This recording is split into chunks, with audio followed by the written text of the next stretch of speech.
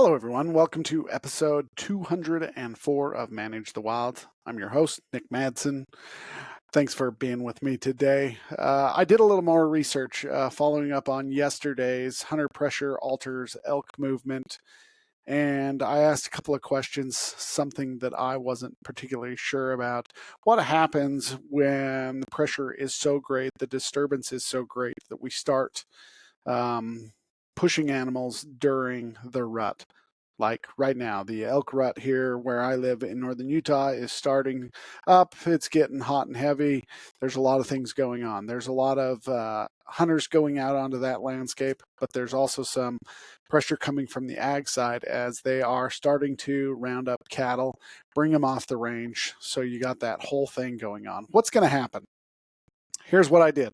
The research that I came across shows that there's going to be a shift in nocturnal behavior. We talked about it a little bit yesterday.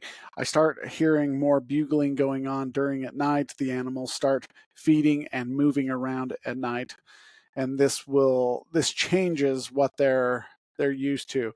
Their ability to stay away from predators can be altered, and they may not be able to feed as well, so there is going to be a little bit of change for them there. And during the day, they are sitting down in these tight holes where in the conifers, deep pockets, deep canyons, trying to get away. I also came across some articles that talked about reduced foraging opportunities because they're feeding at night.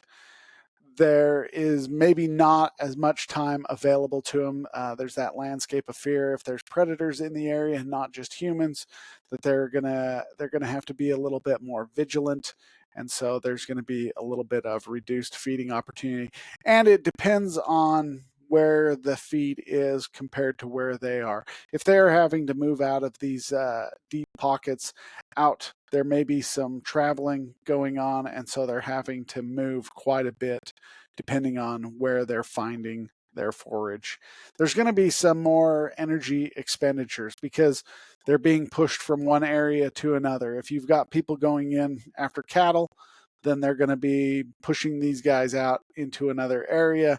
And then if you've got a hunter in there chasing elk, then they're going to have to move. And so there's a lot more energy that they are expending versus just during their normal rut. Their normal rut's crazy for bulls anyways. The amount of energy that they are expending is just crazy, and oftentimes the elk after the rut are very weak. They need time to build up before wintertime, and sometimes they don't, and you start losing a lot of bulls. So this is one of the challenges, the extra expenditure of energy constantly moving away from that pressure. Also, I came across an article that talked about altered predator-prey dynamics. So if elk are becoming or start using their activity, basically, they become, holy cow, I can't speak. If they become more active at night, that nocturnal, then it's going to affect the way they are interacting with wolves and mountain lions. We don't have wolves, but they are going to adjust. And so you're going to have some altered things there where mountain lions may become a little bit more successful because um, they are using, they are, holy cow, altered predator prey dynamics. This may increase the amount or the success rate of the predators based upon how much we alter their patterns. There was a while ago I talked about a podcast where they looked at how light night lights, like street lights or those things, are affecting predator prey interactions. Prey start to select sites that are lighter, and predators are more successful in the darker areas. This is another way that predators are becoming more successful in the fact that they are able to target these prey as they are being more active at night. Also, it's going to alter habitat. we're definitely altering the habitat that they use. There are habitat areas that are going to be more preferential. They like the wide open meadows, the grasses, the forbs, but you start pushing them into these deep conifer, and it's not the greatest habitat. It's not something that they're going to want to use as much, and so you start to change the way they have to use their habitat. And again, it goes back to that energy expenditure and reduce foraging opportunities because they're having to now travel from preferred at night to the non-preferred during the day. Another one that people may not like, but human wildlife viewing. Um, you've got those non-consumptive users of wildlife, those photographers. They are not going to see wildlife nearly as much because I know my opportunity to view wildlife, I don't have any tags, but my opportunity to view them has definitely decreased because now they're in that thicker canopy cover, that thicker tree cover, and it's just creating problems. But here's the one thing that makes me a little bit uncomfortable. There, I came across a paper that talked about reproductive success. By altering this, by creating and putting a lot of pressure on these animals, we are possibly reducing their reproductive success.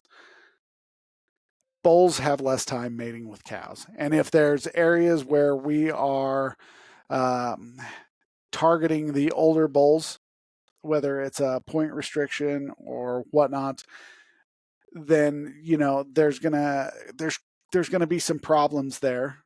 Um, you're going to have some males, these bulls, these young bulls, if they are the ones that are left, they're going to be a little less successful. They're not as experienced. The other thing, you're going to lose more of them because they spend so much energy fighting these young guys that they haven't been able to put on the fat the way they should because they're trying to grow their body, they're trying to grow antlers, and then all this testosterone, now they start fighting, and so they're going to have higher mortality rates. And then because there's so much pressure, you got less females being bred, and so it just creates a whole lot of problems. I think the challenge is how do we create a scenario which you have a good rut going on where you've got mature males, females having enough time, as well as it's just a challenge. What do you do? I don't know. I don't know. What are you supposed to do? Because these animals need to reproduce. They need to have time to rut, but then you have to allow for access, and it just depending on the amount of pressure that's going on, can just disrupt and create a whole lot of chaos and problems. I don't know. It's a challenge because you got the ag guys pulling their cattle off, their sheep off. They need to go about their thing, so we all have food to eat. And then the hunters who are paying for the tags, they also need to go about their time. I guess it's just making sure that there's enough habitat available for the animals that you have, and trying to create it in such a way that you allow hunters access, wildlife, people who are into viewing wildlife access. Everybody needs access, and these animals, I don't know. It's just a challenge. What do you do? Not sure. But I think for me, the main thing that I take away from this is having enough habitat. So there's an area in northern Utah where we've got a lot of good habitat and we've got a lot of elk. But then we go out west here on that Utah Nevada border where I was just at, and there was 25 head of elk, and the habitat was horrible. If we inundated that landscape with people, I think that would have a far larger impact than what we see where I currently live. I think so. I think one of it is making sure you have enough habitat to cover the amount of elk. I don't know. That's what I got for today. So I hope you guys have a great day. If you have any comments, questions, let me know. These are all challenging topics, I guess. That's what I got for today.